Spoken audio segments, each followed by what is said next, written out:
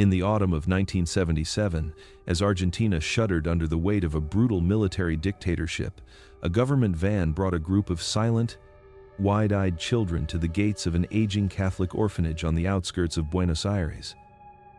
Iron gates closed behind them with a metallic echo, as if sealing more than just the perimeter.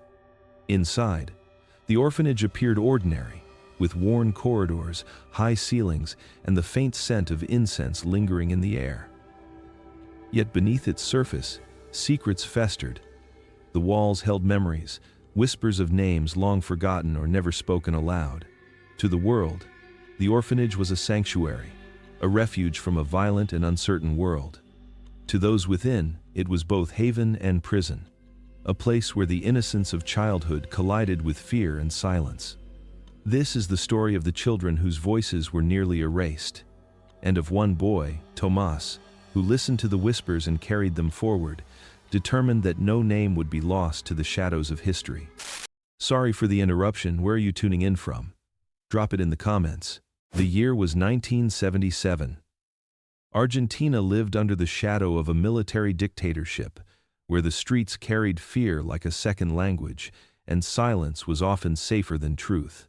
On a cold autumn morning, a government van rolled down the long dirt road that led to the edge of Buenos Aires, its engine groaning as though reluctant to reach its destination.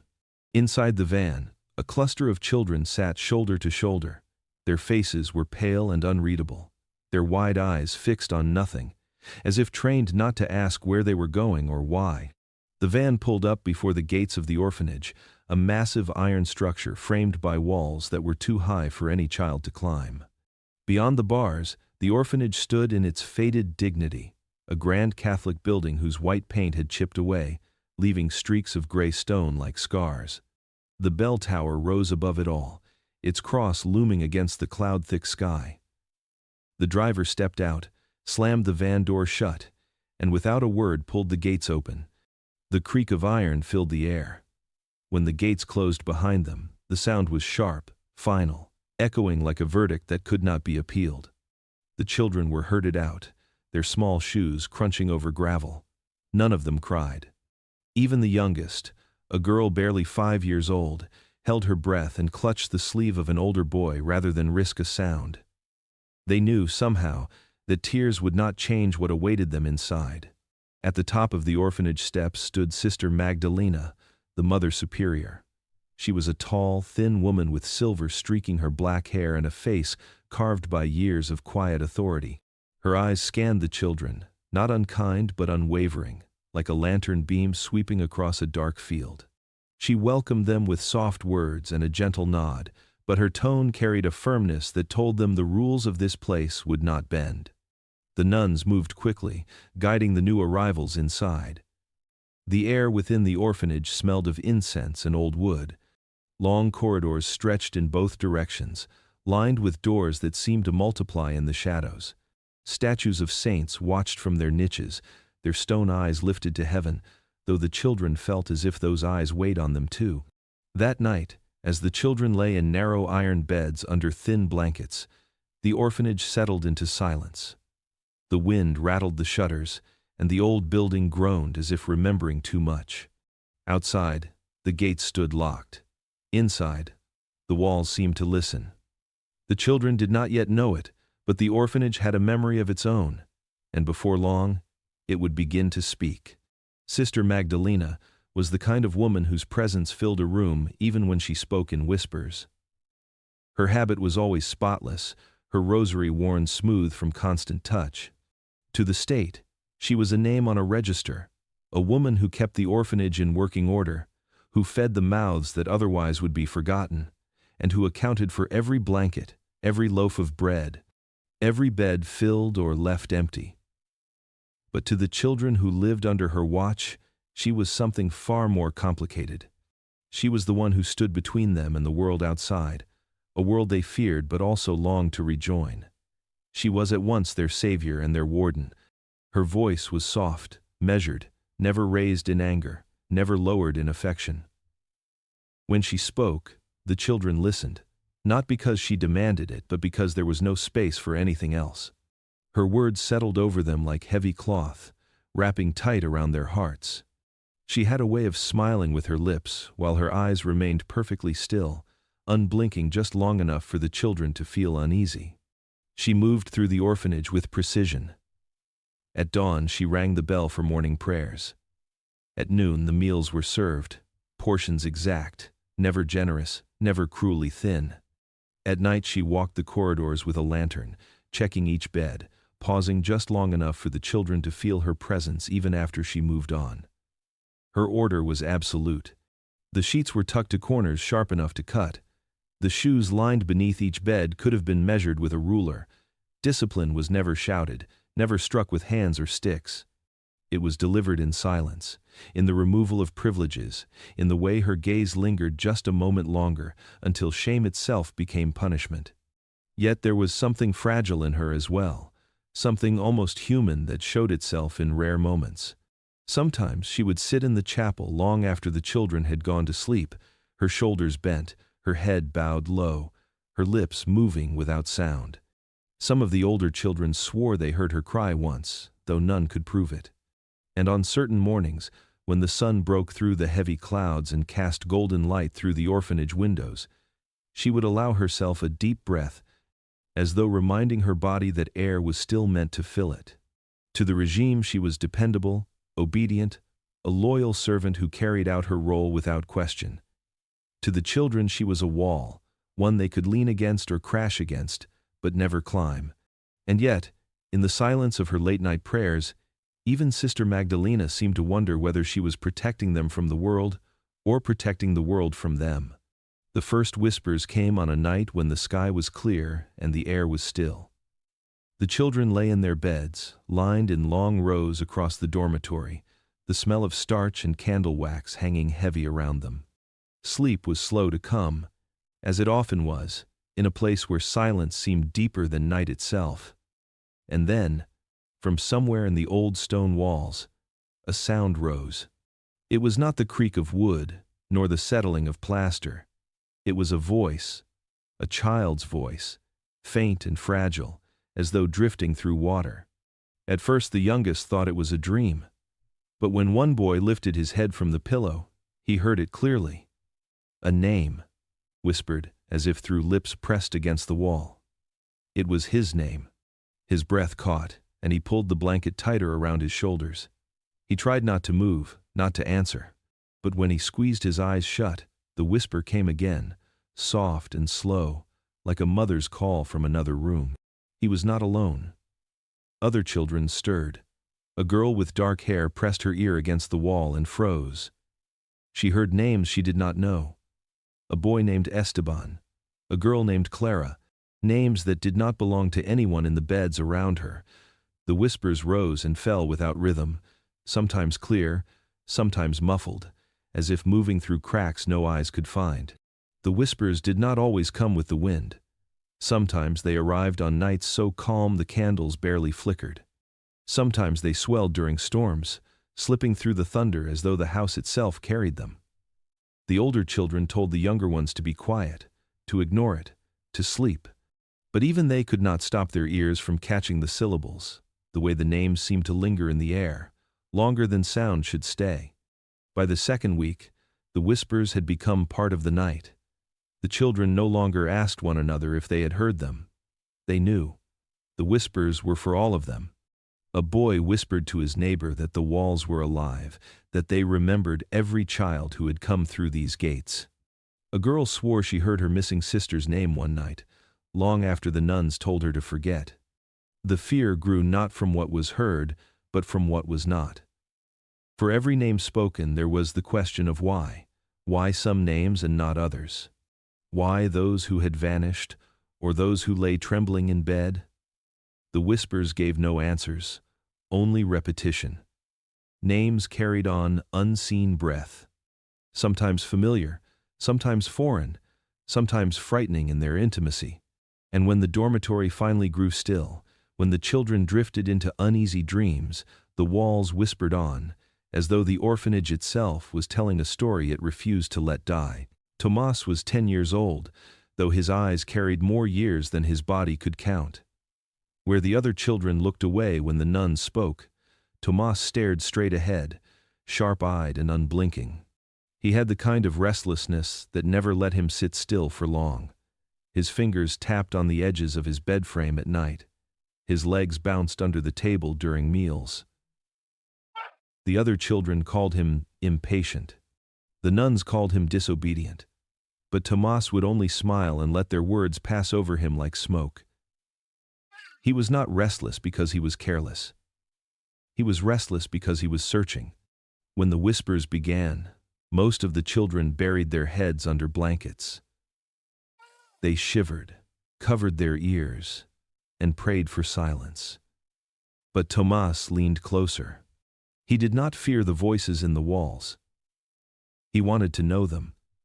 He wanted to understand. On the first night he heard his own name breathed back at him in the dark. He did not hide. He whispered back, a soft question no one else dared to ask. The walls did not answer with words, but the voices kept coming, name after name, as though inviting him to listen more carefully. Tomás began to memorize them. He whispered each one into the palm of his hand before sleep, closing his fingers tight as though trapping the sounds inside. By morning he would repeat them silently while lining up with the others for prayers, keeping the names alive inside his head. Some of the names belonged to children still there, lying only a few beds away. But others were names no one recognized. Children who had never shared a meal, who had never stood in line, who had never been seen at all. It did not matter to Tomás. He believed the names were important. They were not random sounds carried by old wood or empty stone. They were messages. He felt the walls were speaking directly to him, choosing him because he was the only one willing to listen without fear. He began to treat the whispers as clues, as pieces of a puzzle hidden beneath the orphanage's silence. At night, while the others slept uneasily, Tomás would lie awake staring at the ceiling, reciting the whispered names in order. He counted them the way another child might count rosary beads. And when the whispers grew faint, when the walls seemed tired, Tomás would promise in his heart that he would not forget. He would carry those names until he understood their meaning. In the quiet rhythm of the orphanage, where rules and prayers shaped each day, Tomás became something else. Not just a boy among the forgotten, but a witness, a recorder. The walls had chosen him, and he had chosen to listen. Celia was a quiet girl with soft brown hair and a voice that rarely rose above a murmur. She had been at the orphanage for nearly 2 years, long enough for her presence to feel like part of the furniture, like the worn wooden benches in the chapel or the faded curtains in the dining hall. She was the kind of child who slipped into the background, who rarely drew notice, but whose absence was impossible to ignore once she was gone. It happened on an ordinary night. The dormitory was still, the sound of breathing weaving together into a single rhythm of uneasy sleep. Tomás lay awake as always, tracing names in his head, listening for whispers. When morning came, the row of beds looked the same at first glance, but the space where Celia had slept was bare. Her blanket was folded neatly, her pillow smoothed flat, her shoes no longer sat beneath the frame. It was as if she had never been there at all. The younger children asked where she had gone. The nuns gave the same answer they always did when a child disappeared. Celia had been transferred, they said. A kind family had taken her in, eager to provide a home. Their words were wrapped in gentle tones, but their eyes flickered away too quickly, betraying the truth that lay unspoken. Transfers always happened at night, always without warning, always without goodbye. Tomás did not believe their story. That evening, as the dormitory settled back into silence, he waited. The air pressed heavy against his chest. Then it came. The sound he had been expecting. A whisper, rising faintly from the stone. Celia's name. Not quick, not sharp, but stretched long and slow, as if the walls themselves mourned her. The sound trembled, carrying sorrow in each drawn-out syllable, as though the orphanage had swallowed her whole and was now struggling to digest the loss. He listened until the whisper faded into silence. Then he repeated her name in his head, adding it to the growing list he carried like scripture. Celia. He would not forget her. He could not. For Tomás, each vanished child was not gone but preserved, their names etched in memory because the orphanage itself refused to let them be erased. The others tried to sleep, pretending nothing had changed. But Tomás saw their eyes in the dim light. They knew, just as he did, that Celia had not been transferred to any family. She had been taken, claimed by something that did not sign papers or drive cars. And the proof was in the way her name lingered in the walls, repeated like a prayer the building could not stop saying. That night, the whispers did not bring curiosity. They carried grief. And for the first time, Tomás felt the orphanage was not only speaking to him, it was mourning with him. The east wing of the orphanage had been sealed for as long as anyone could remember. The heavy iron door was covered in rust, its padlock a dull orange that looked as if it had been forgotten by time. The nuns never spoke of it, and any child who asked about the wing was met with silence, a sharp glance, or a warning to keep away. That only made it more enticing. The locked wing called to the children, whispered promises of secrets and mysteries hidden behind walls older than any of them. Tomás had noticed it first. From his bed, he would watch the sunlight hit the edge of the wing during the late afternoon, illuminating the dust that had settled thick in the doorway. He saw the faint outline of what could have been windows, their glass cracked and smudged. Something inside the wing moved, or at least, it seemed to. Shadows flickered where there should have been only stillness. And always, when he pressed his ear against the nearest wall, there were whispers. Names, sorrowful and long, threading together like a chant. One afternoon, Tomás gathered a few of the older boys who were willing to follow his lead. They crept down the narrow corridor, careful not to alert the nuns, their footsteps muffled against the worn wooden floors. The rusted lock gleamed faintly in the dim light, a barrier that had kept them away until now. With a small amount of effort, and some shared strength, they managed to shift the lock just enough to snap it open.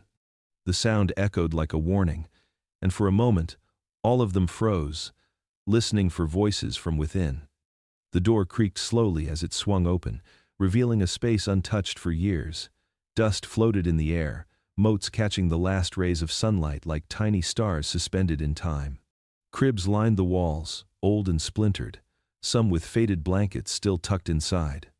Faded murals decorated the peeling plaster, showing children laughing, running through gardens, playing with kites that seemed to float forever. But the joy in the murals did not match the air. There was something else, something waiting. A faint sob reached them from somewhere deep inside the wing. It was soft at first, almost imagined, but it grew with each step they took. The children pressed forward, hearts pounding, guided by a mixture of fear and curiosity. Each room revealed traces of lives once lived: tiny shoes, broken toys, a single spoon left on a windowsill. The air was thick with memory, heavy with the echoes of children who had been forgotten or hidden. Tomás moved slowly, listening, memorizing every detail. He pressed his hand against the cold plaster, feeling the vibrations beneath the surface. The whispers were louder here. Names carried through the walls as if the east wing held all the voices the orphanage had ever silenced. In that locked wing, Tomás realized the orphanage was alive in ways the nuns could not control. The walls remembered, the walls mourned, and the walls were speaking, and he was finally close enough to hear. Sister Beatrice was the youngest of the nuns at the orphanage, barely 24, with a soft voice that could soothe a frightened child, and hands that moved with a gentle precision. She wore her habit neatly, and her eyes were wide and kind, the kind that promised safety. At first glance, she seemed the embodiment of compassion, the one the children whispered about when they spoke of someone who might care for them. Yet Tomás noticed something different beneath her calm exterior.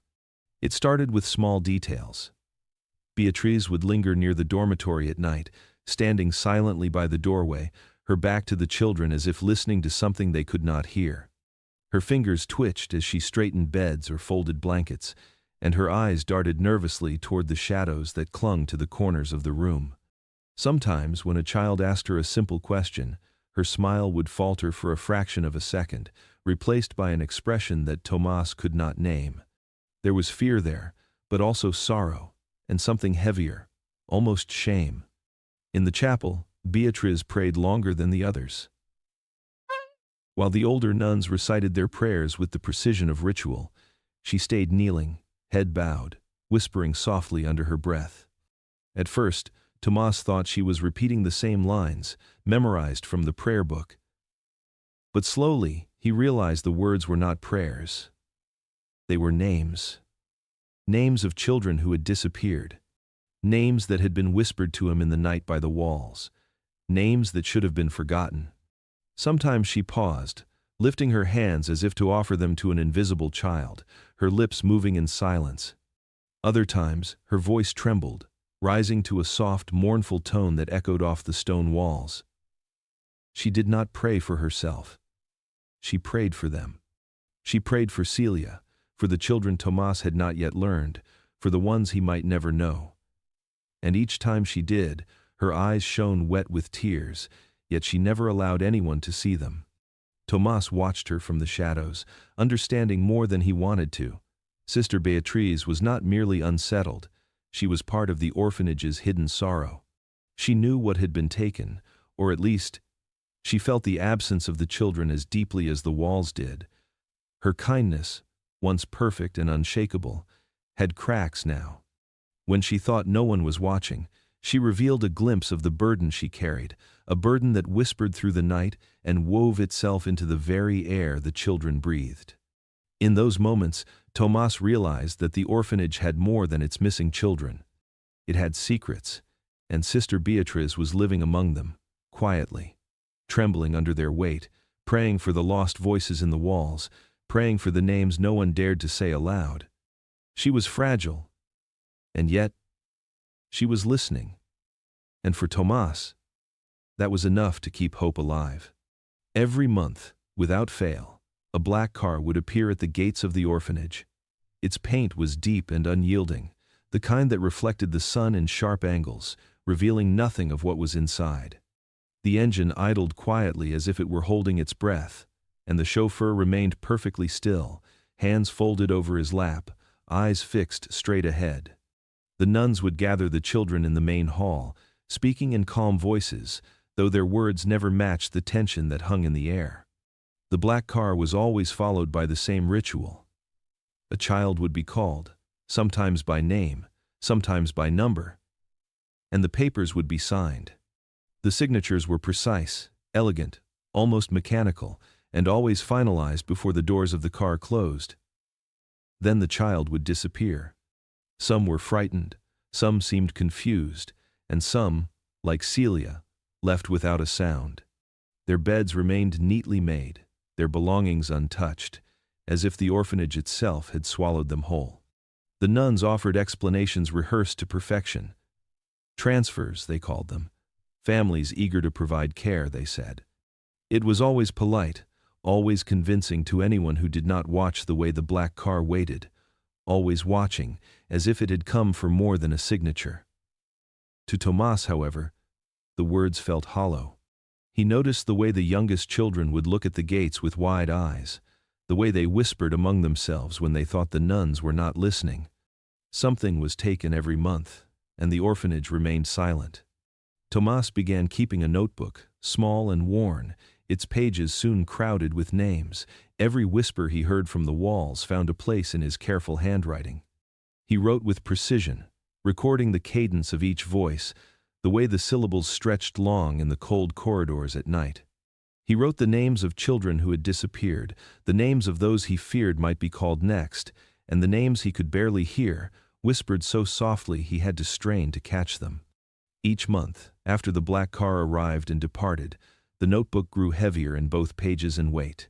Tomás understood that the orphanage itself was complicit in the disappearances, that the walls were not merely witnesses but participants, carrying memory and sorrow in equal measure. The whispers seemed louder after each visit, as though the building was trying to remind him of what it had seen, warning him to pay attention. By the time the headlights of the black car had disappeared down the long road beyond the gates, Tomás had a record of voices no one else dared hear.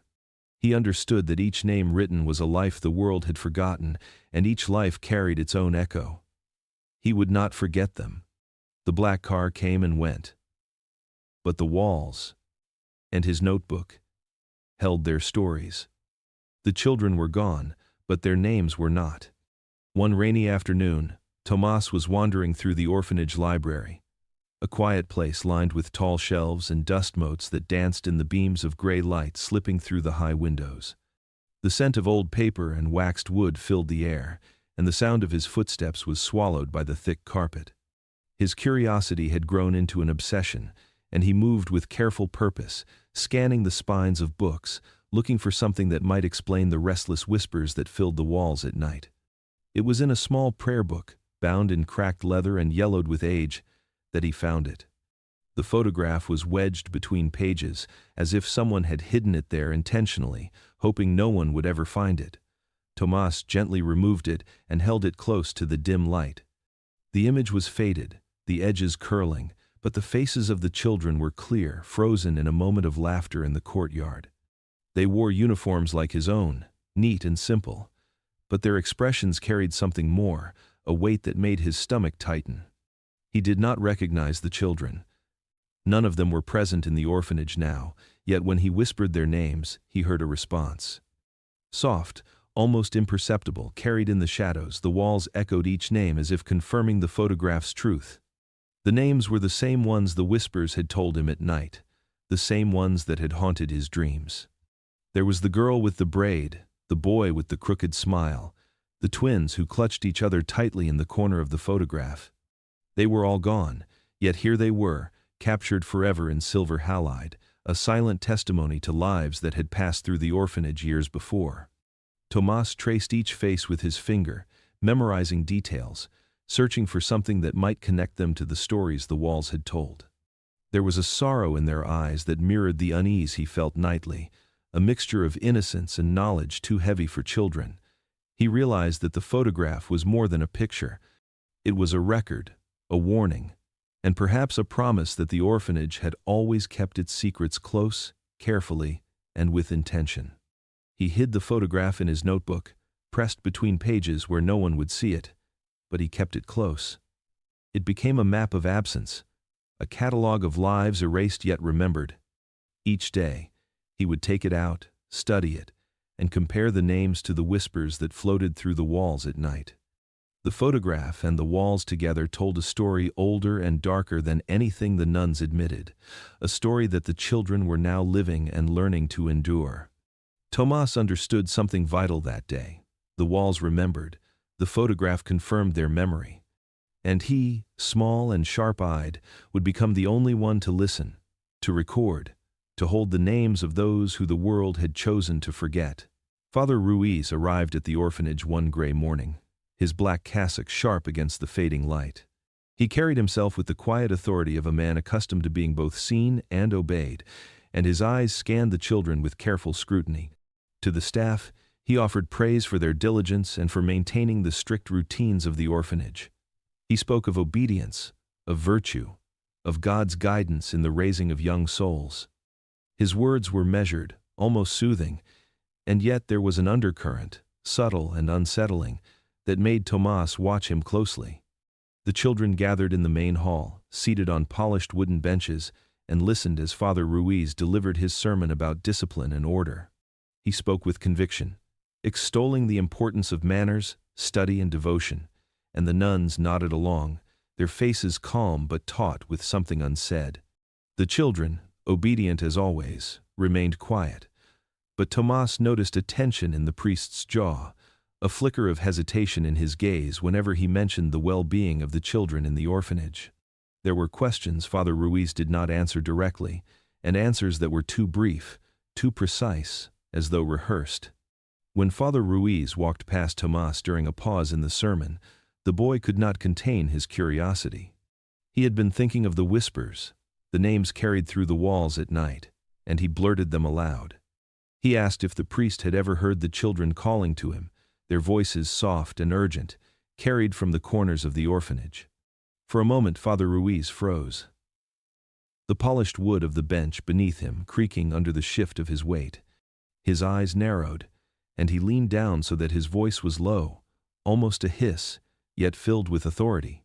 He warned Tomás never to repeat such things aloud again, to keep his questions to himself, to respect the boundaries between what was heard and what was spoken. The boy felt a shiver run down his spine, and the whispers in his mind seemed to grow louder, pressing insistently against the edges of silence.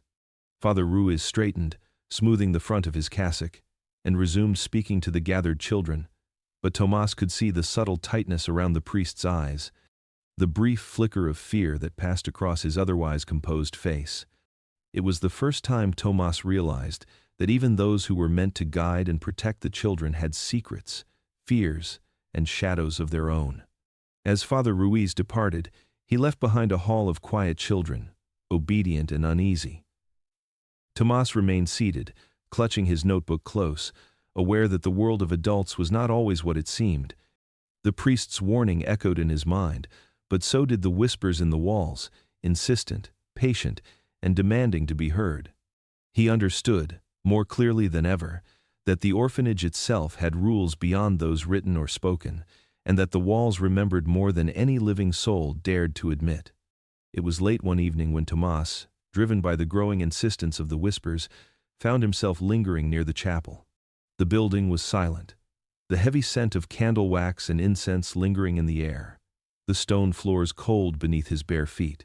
He had noticed it before, a broken grate tucked into the corner, partially hidden by shadows, and tonight curiosity overcame caution. He knelt, brushing aside dust and cobwebs, and discovered that the grate was not just a relic of neglect. It shifted slightly under his fingers, revealing a dark passage beneath the chapel. The air that rose from the opening was thick and musty, smelling of earth and time forgotten. Tomás lowered himself carefully, the darkness swallowing him almost entirely, leaving only a narrow beam of lantern light to guide his way. His heart thumped in his chest, not from fear, but from the strange excitement of uncovering a secret that seemed older than the walls themselves. The passage led to a low-ceilinged chamber, small and cramped, its walls lined with wooden boxes of varying sizes, each polished by hands long gone and carved carefully with a child's name. Some were fresh, others faded and chipped, as if they had been added over years, decades even, without interruption.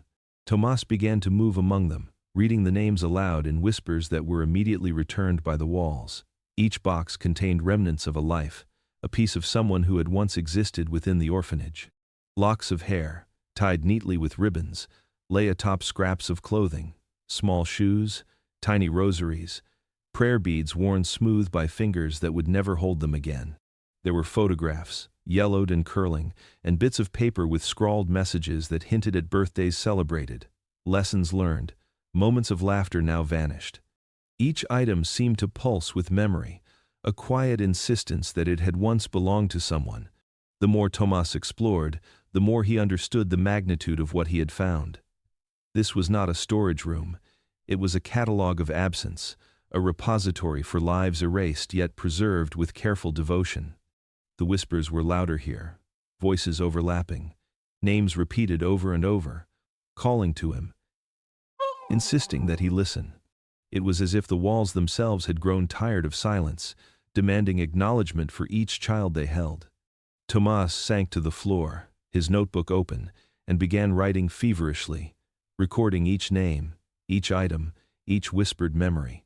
He realized that the nuns and the priests, the adults who maintained order above, had built a system not of punishment, but of concealment. The quiet room was the orphanage's secret heart, a space where the invisible lives of the children were stored, catalogued, and never spoken of again. Tomás understood then that listening was not enough. Remembering was the only way to honor those who had been lost, and he vowed that he would carry their names with him, aloud, into the world beyond the stone walls. It was just past midnight when Tomás, unable to sleep, wandered the dimly lit corridors of the orphanage. The air was cool, carrying the faint scent of candle wax and old wood. Footsteps echoed softly in the distance, hesitant, uneven. He paused, listening, and realized they belonged to Sister Magdalena. Her presence was unusual at this hour, and something in the way she moved, murmuring under her breath, drew him closer without his conscious permission. He crept along the wall, careful to remain unseen, and heard her voice, low and trembling, spilling words that were meant for no one. "We only hide them because it is safer," she whispered, her tone fragile, almost a confession, almost a prayer. "Safer than the streets, safer than the regime." The words struck Tomás with a mixture of relief and horror. They were not meant as punishment, they were meant as protection. And yet the fear in her voice, the tremor that laced each syllable, revealed a deeper truth. This was not simple safeguarding. It was a burden she carried, a guilt that pressed on her chest, a secret she could not fully share. Tomás moved closer, his small feet silent on the stone floor. He could see her pale face framed by the stark white of her habit, her hands gripping the edges of a railing as though holding herself upright against some invisible weight. Her eyes were closed, yet they seemed to see everything: the children, the walls, the absent ones. She whispered names now, one after another, each syllable a delicate confession, a recognition of lives interrupted, of childhood stolen or preserved, of innocence suspended. Each name rolled from her tongue with care and sorrow, as if speaking them aloud kept the darkness at bay. She paused, shivering slightly, and continued in a voice almost inaudible, promising herself and the shadows, promising the walls, that she had acted out of love, however flawed, however incomplete. The orphanage itself seemed to lean in, the silence amplifying the weight of her words. Tomás, hidden in the corner, felt the enormity of her guilt pressing against him, an invisible force that made him tremble. He realized then that Sister Magdalena was not a villain, not fully. She was a prisoner of circumstance, bound by fear, obedience, and the cruel logic of survival under a regime that demanded disappearance and silence. When she finally left, her footsteps retreating, the corridors returned to their quiet rhythm. Tomás remained where he was, heart pounding, notebook open, writing furiously. Every word she had spoken, every name, every trembling justification, became ink on paper, a record of her truth, a testament to the complexity of good and evil intertwined. That night, he understood that the orphanage was a place of shadows, of whispered names, of protection and secrecy, and that even those who guided and cared for the children were haunted by the consequences of the world outside. Sister Magdalena had confessed, and Tomás had listened. The sun had barely risen over Buenos Aires when the soldiers arrived, their black boots scraping against the gravel drive with a rhythm that seemed to echo across the empty fields beyond the orphanage. They came in a convoy of dark green jeeps, engines humming, rifles slung across their shoulders, faces unreadable beneath the brim of their caps. The children stirred at the noise, some peeking from behind thin curtains, eyes wide with instinctive fear. Tomás stood at the edge of the courtyard, heart hammering, feeling the familiar tightening in his chest that always came when the world outside pressed its authority against the fragile walls of the orphanage. The soldiers filed through the iron gates as if the walls themselves belonged to them. They spoke little, their words clipped and cold, commands that left no room for discussion or hesitation. Sister Magdalena and the other nuns moved quickly, faces composed, hands steady despite the tension that rippled beneath their calm exteriors. The children were instructed to line up quietly in the hallways, their bodies rigid, breath shallow, their eyes tracking every movement of the men who had entered their sanctuary with the weight of the state behind them. The inspection began in the dormitories. Soldiers moved bed by bed, lifting mattresses, checking drawers, opening closets, with the meticulous precision of those trained to find what was hidden. Tomás watched from a distance, noticing the way the soldiers' eyes lingered on the smallest details, as though the slightest inconsistency might betray a secret. His gaze fell to the far corner of the room where Celia's bed had once been, the sheets now neatly folded, the mattress replaced. The space was empty, stripped of any sign that she had ever slept there. One of the soldiers raised an eyebrow, the silent question hanging in the air. Sister Magdalena approached, her voice calm but measured. There was no hint of panic in her tone, only the practiced authority of someone who knew how to answer without revealing more than necessary. "There was no bed here," she said softly, just as if she had never mentioned the child to anyone. The soldier nodded, accepting the explanation without further comment, and moved on, boots clicking against the floor as he advanced to the next room. Tomás felt a chill that ran from his toes to the top of his head. The orphanage had always been a world apart, a fragile barrier against the chaos and cruelty of the city beyond. Now, under the weight of uniformed authority, the thin walls seemed even thinner, the air heavier. Names whispered in the dark seemed to tremble in the corners, the missing voices of children swallowed by silence and fear. The regime's reach was absolute, stretching into every corridor, every dormitory, every whispered secret. Tomás knew then that the orphanage was no longer simply a place of shelter. It was a fragile island, surrounded by a tide of control, where every bed, every name, every small act of care existed at the mercy of those who demanded obedience above all else. The evening air hung heavy with the scent of rain and dust, and the orphanage was quiet except for the soft creak of floorboards beneath Tomás's bare feet. Shadows stretched long along the hallways, merging with the dim glow of the lanterns that flickered in their sconces. He had been restless all day, unable to shake the whispers that seemed louder than usual, names curling around corners and drifting through the closed doors. It was then, at the far end of the hallway, that he saw her.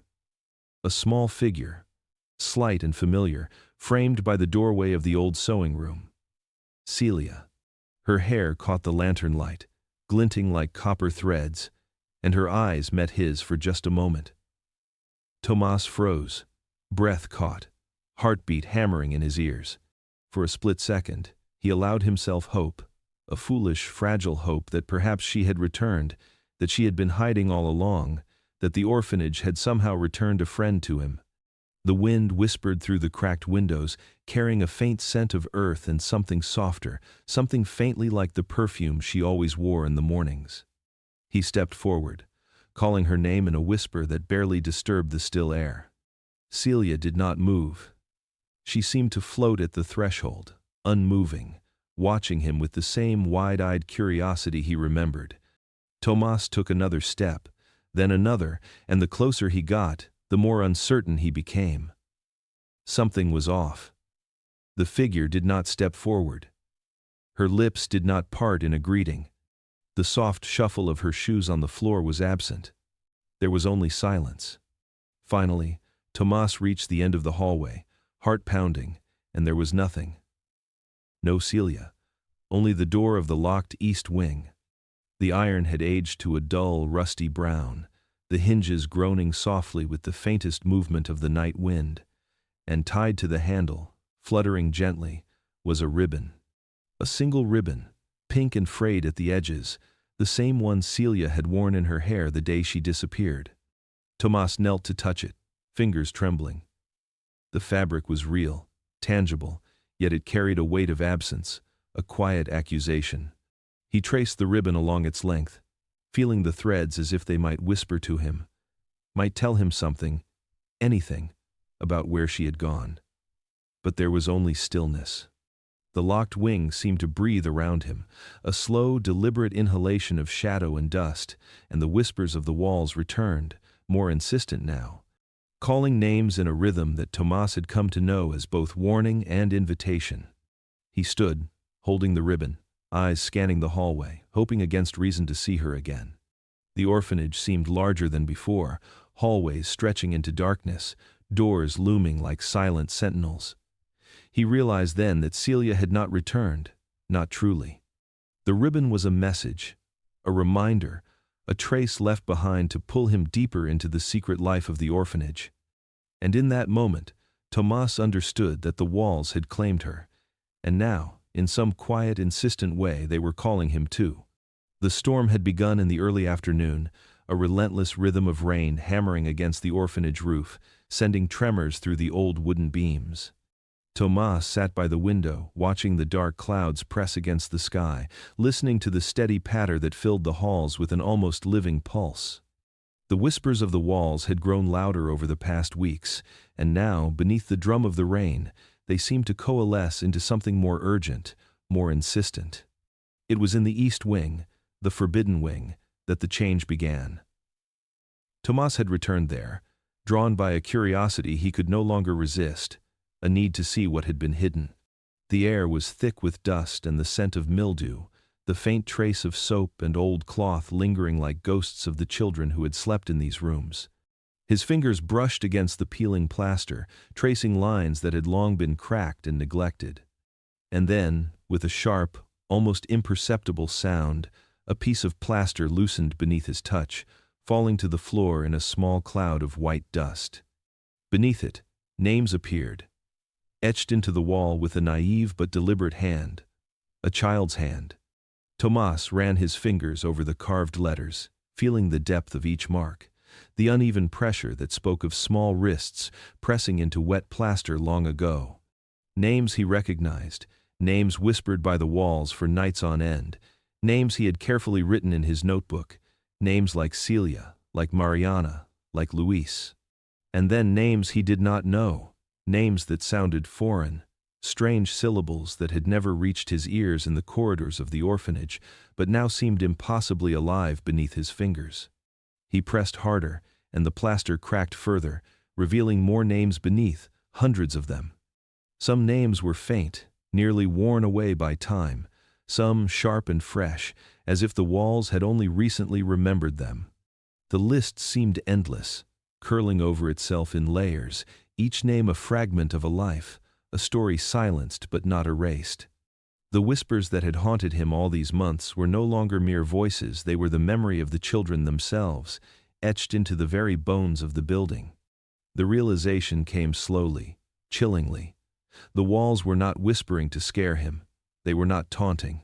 They were remembering. The orphanage, this ancient building of stone and plaster, had absorbed the presence of the children, had recorded their names and their silences, their laughter and their disappearances.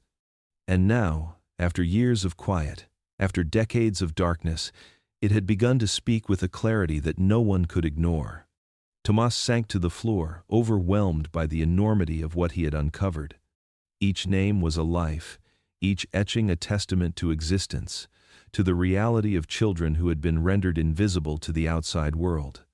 Some names belonged to those still present, still trapped within the orphanage's walls. Others belonged to the lost, the taken, the vanished. The room seemed to breathe with the weight of their presence, the air thick with memory, with something almost palpable, a longing that reached across time. And as the rain hammered on, as the storm outside roared and rattled the windows, Tomás realized the truth. The orphanage was alive in a way he had never understood. It had not whispered to him to frighten or to mislead.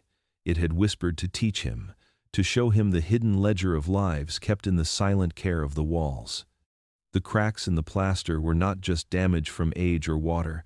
They were revelation, the building's confession, a record of everything that had been hidden, everything that had been silenced, everything that must now be seen. The walls remembered, and in remembering, they demanded that he remember as well. The chapel was quiet, the soft echo of footsteps and whispered prayers filling the high ceilings with a fragile calm. Tomás sat among the rows of children, hands folded on his knees, eyes fixed on the altar where Sister Magdalena led the Mass. The candles flickered in the dim light, casting long shadows across the stone walls, and outside, the rain had softened to a drizzle, leaving the grounds wet and glistening. Everything seemed normal, almost serene. But Tomás knew it was an illusion. The orphanage had never been serene, not really. And tonight, something was about to break the fragile balance. Sister Beatriz had been uneasy all week. Her gentle smiles were strained. Her hands trembled slightly as she handed out hymnals, and her eyes darted to the walls as if expecting them to speak to her personally. Tomás noticed her every motion, every subtle twitch, aware that she carried a weight no child could see but everyone could feel. As the priest began the reading, her lips moved in silent prayer, eyes closing tight as if holding back something unbearable. Then, in the middle of the Gloria, she faltered. Her knees gave way beneath her, and she collapsed forward onto the stone floor. Gasps rippled through the children, and Sister Magdalena hurried to her side, her voice low but urgent. But Beatriz could not be calmed. She wrung her hands, shivering, tears streaming down her face, and finally, between sobs that shook her entire body, she began to speak. The words tumbled out in a rush, uncontrolled, raw. The chapel seemed to shrink around her confession. She told them that the orphanage was not a sanctuary, that it had never been a refuge for children. It was a ledger, a record of lives carefully catalogued and preserved, even as the world outside sought to erase them.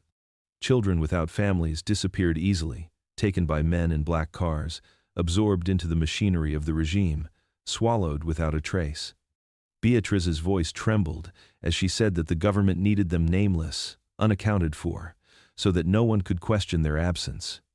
The nuns, she said, kept the names because that was all they could do. All they were allowed to do. In boxes, in secret ledgers, carved into walls, whispered into the night, the names survived. It was their only act of resistance, their only form of mercy. The children were remembered, even if the world pretended they had never existed. Every name saved, every memory preserved, was a small defiance against the darkness that had taken so many. Tomás listened in stunned silence, his heart pounding. The whispers of the walls, the names etched into plaster and hidden in notebooks, all of it made sense now. They were not merely haunted, they were a record, a safeguard, a promise. Sister Beatriz's confession shook the foundations of everything he had believed. The orphanage was not evil, not entirely. It was tragic, burdened with the knowledge of what the regime demanded and what the nuns could not stop. The chapel was silent after her words, the children staring, frightened and amazed, the storm outside a distant murmur. Sister Magdalena helped Beatriz to her feet, but the younger nun could not meet anyone's eyes. Tomás understood that something had shifted irreversibly. Secrets had been spoken aloud, and for the first time, the ledger of the orphanage had become a story that could not be contained. The names, the vanished children, the whispered memories, all of it had surfaced, demanding to be acknowledged. The walls had not been whispering for nothing. They had been preparing him to hear this truth. Tomás could feel the weight of the notebook against his chest, pressed firmly under his shirt as if it were a lifeline. Every page was filled with names, whispered to him by walls that had never lied, names that must survive no matter what. He had stayed silent for too long, pretending to sleep while the orphanage's secrets grew heavier around him. But tonight, he could no longer pretend. Tonight, he would act. He whispered to two of the older boys, Javier and Mateo, explaining that they could not stay, that the orphanage would never truly protect them, that they had to carry the names beyond the walls, into a world that might still remember. They met in the shadows near the edge of the dormitory, the flickering candlelight casting long, uneasy shapes across the floor. The air was thick with anticipation and fear. The boys' eyes met, silent understanding passing between them. Each of them had felt the whispers, had heard the names, had felt the orphanage breathing around them like a living thing. The whispers now were stronger, louder, urging them forward, guiding them toward an unknown path, coaxing them into action. Tomás's hands shook as he adjusted the notebook, making sure it was secure, the names safe, carrying the weight of every child lost and remembered. They moved carefully through the corridors, past doors they had never dared to open, past the nuns' rooms where faint lights glowed behind curtains. Every step was measured, every footfall quiet, but the orphanage seemed to know. Shadows shifted, the walls creaked, and for a moment, Tomás imagined that the names themselves were guiding them, whispering directions only he could hear.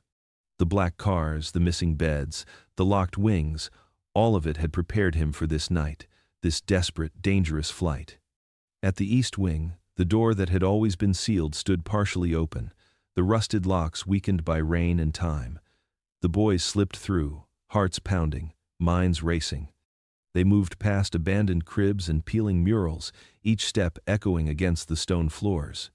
The whispers filled the corridor, a chorus of children both present and absent, their voices blending into a force that carried them forward.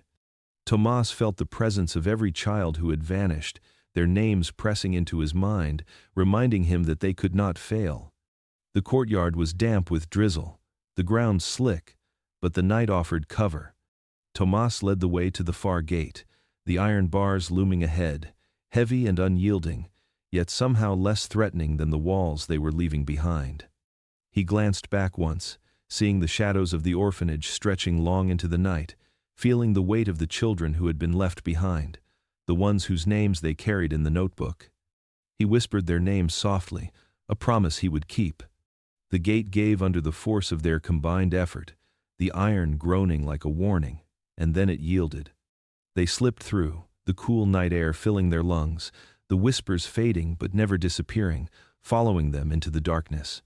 Tomás knew the danger was far from over, that the streets outside could be as cruel as the orphanage. But he felt a strange hope, a sense that for the first time he held the power to save what could be saved. The names were alive in his hands, alive in his memory, and for the first time he felt that they might survive beyond the walls, beyond the whispers, beyond the reach of those who sought to erase them. The escape had begun, and with it, a promise that nothing would be forgotten. The night air was heavy, thick with tension and the faint scent of rain, as Tomás and the two boys moved toward freedom. Every shadow seemed to stretch and twist, hiding unseen eyes, and every step carried the weight of hope and fear. The notebook pressed against Tomás's chest felt like the pulse of all the children whose names he had memorized, each heartbeat a reminder that he could not fail. They approached the edge of the courtyard, the gate that had been their path to liberty only hours before, now looming like a threshold between the life they had known and the unknown beyond. But freedom was not theirs to claim. As they neared the gate, the distant crunch of boots against gravel reached their ears. The sound was deliberate, measured, impossible to ignore. Tomás froze, heart pounding, the whispers of the walls now silent, as if even they were holding their breath. Figures emerged from the shadows, uniforms dark and unyielding, their presence a cruel echo of the regime they had sought to escape. The boys froze, eyes wide, realizing instantly that someone had betrayed them, that their secret had been uncovered. The soldiers moved quickly, violently, separating them. One of the boys, Javier, was grabbed before he could react, his cries swallowed by the night as he was dragged into the shadows. Mateo tried to fight, but he was overpowered, thrown to the ground, and beaten with merciless precision.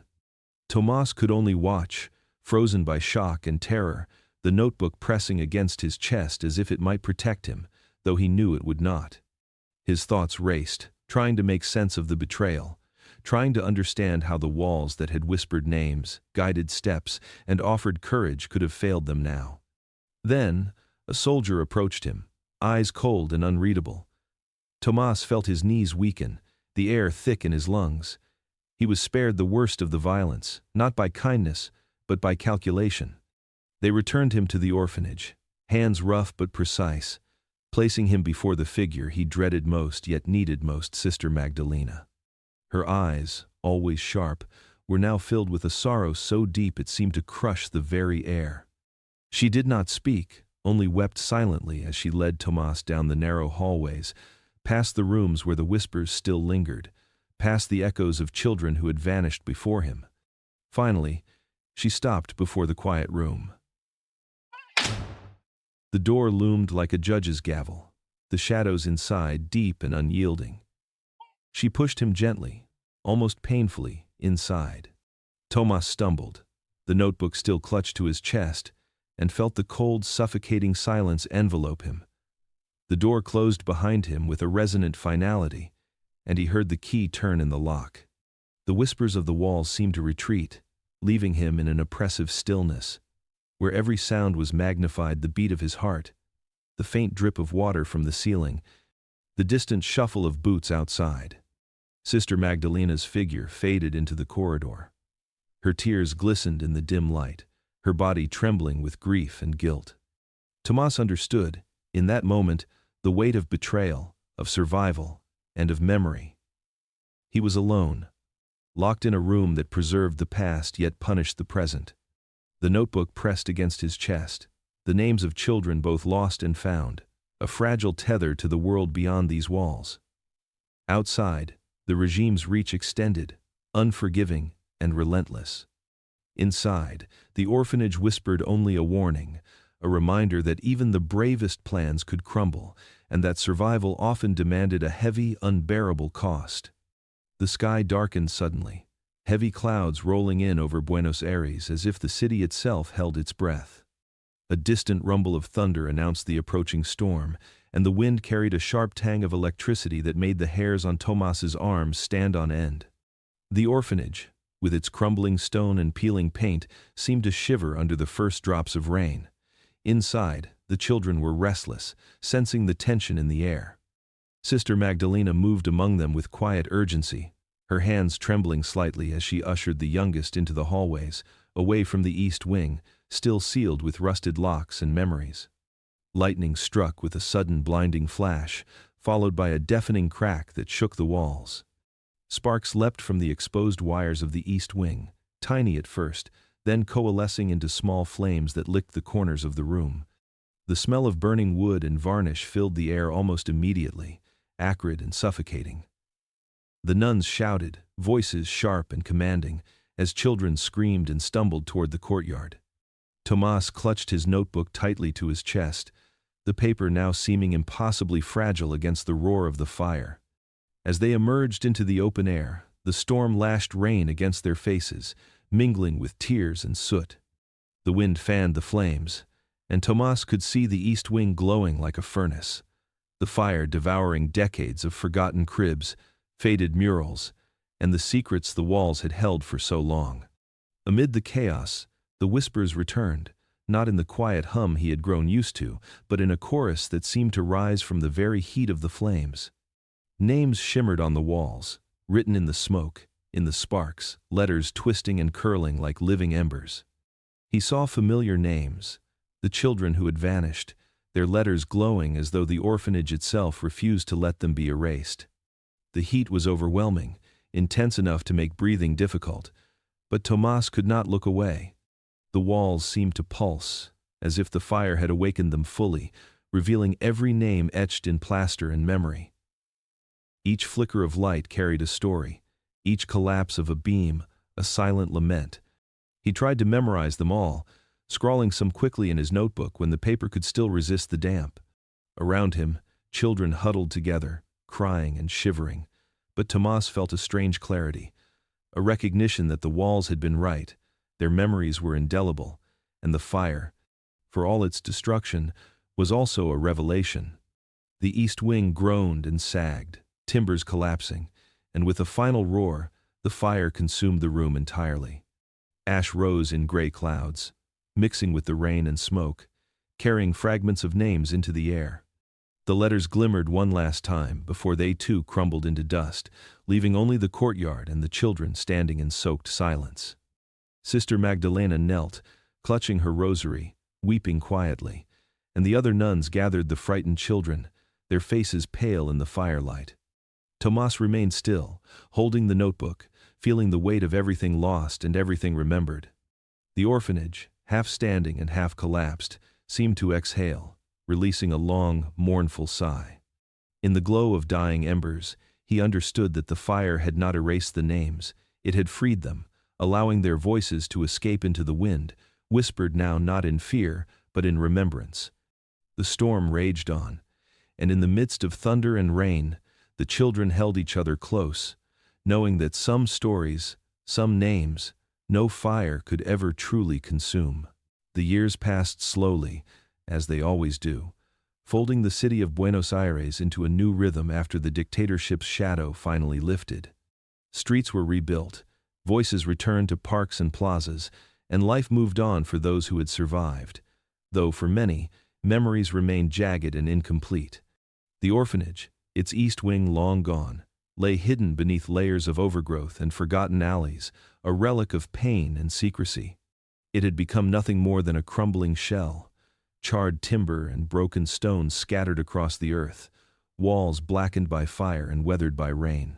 Children who once filled its halls had grown into adults, some with families, some wandering with only fragments of memory, haunted by whispers they could never fully explain.